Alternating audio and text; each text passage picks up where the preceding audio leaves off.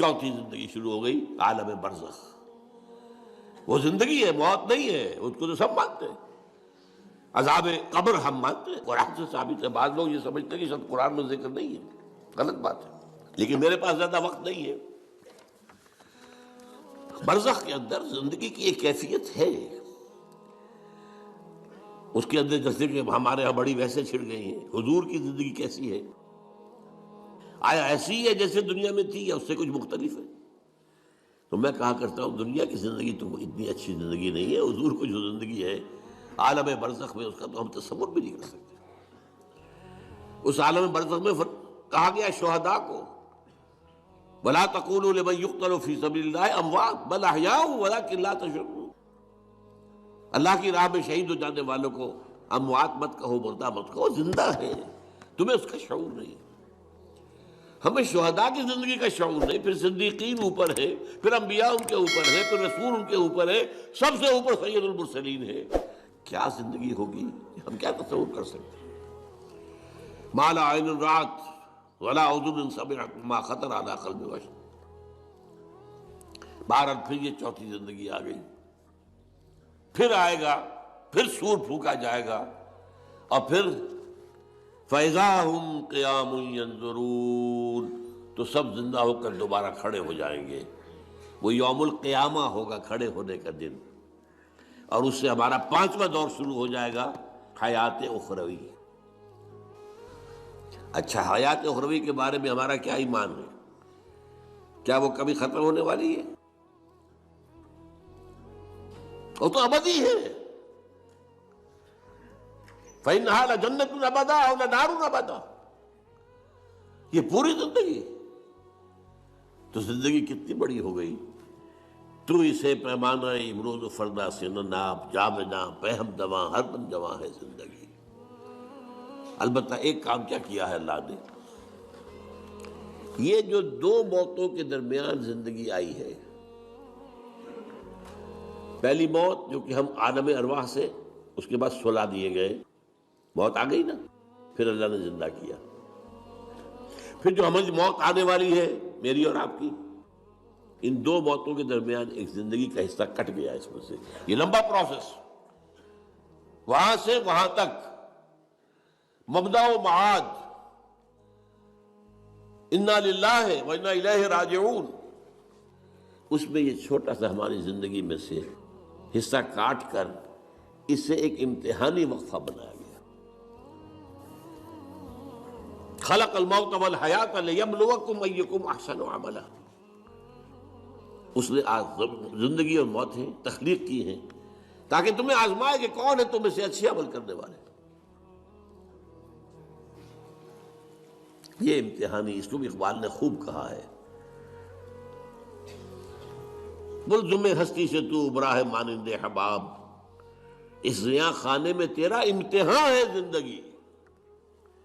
اب امتحان 3 گھنٹے کا بھی ہوتا ہے تو وہ 30 سال کا بھی ہو سکتا ہے، یہ تو ایک کوانٹیٹیٹیو ایلیمنٹ ہوا، امتحان ہے، ٹیسٹنگ از ٹیسٹنگ۔ یہ حیات دنیاوی امتحان ہے، ملزم ہستی سے تو ابرا ہے مانند حباب، اس زیاں خانے میں تیرا امتحان ہے زندگی۔ اس کے بعد جب ہمیں دوبارہ اٹھا دیا جائے گا، حساب کتاب ہوگا، اعمال کا جزا و سزا کے فیصلے ہوں گے، اور پھر یہ جنت اور یہ دوزخ، وَإِنَّهَا لَجَنَّةٌ أَبَدًا أَوْ لَنَارٌ أَبَدًا۔ یہ حیات ایک ایمان باللہ اور ایمان بالآخرہ، ایمان بالآخرہ کے ضمن میں پورے حیات انسانی کا ایک تصور جو ہے سامنے لانا ضروری ہے۔ اب آئیے،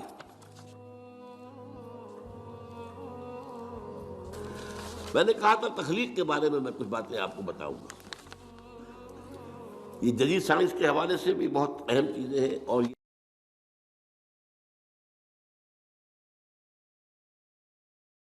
یہ قرآن کی حکمت اور فلسفے کے لیے۔ بدقسمتی ہماری یہ ہے کہ ہمارے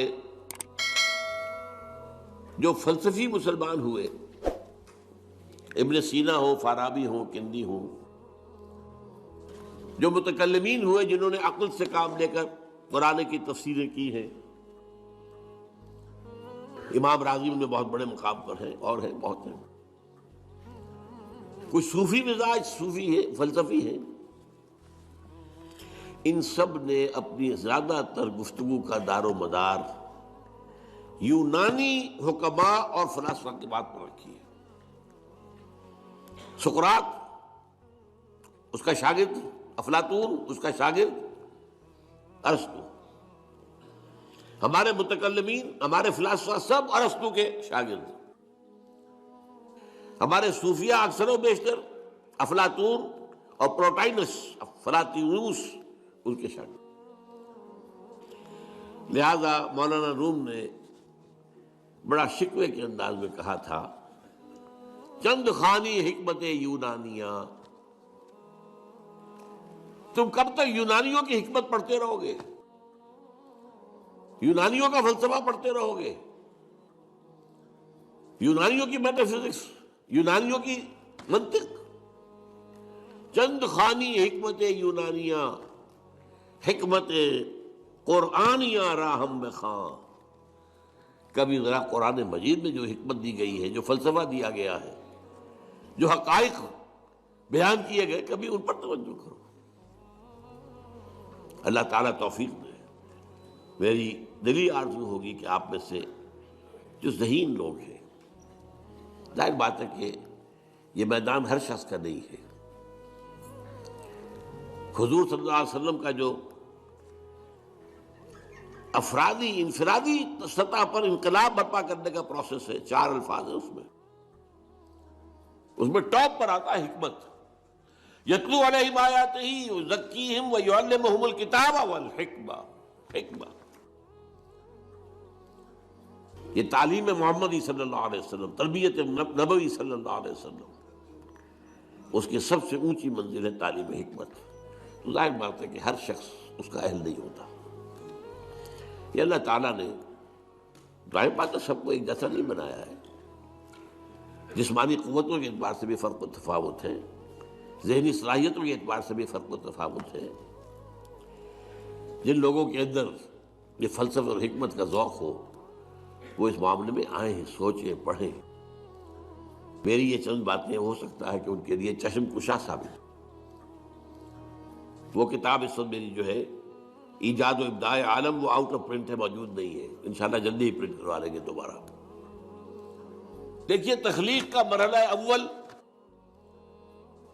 عالم امر ہے. اللہ کا ایک حکم کن. انما امرہ اذا اراد شیئا ان یقول کن فیکون. اس کن سے ایک نور پیدا ہوا ہے، ویری سٹل، لطیف، حرارت کوئی نہیں، خلق نور. یہ نور اللہ، یہ پہلی شے ہے جو پیدا ہوئی ہے. حکم ایک کن، یہ عالم امر ہے.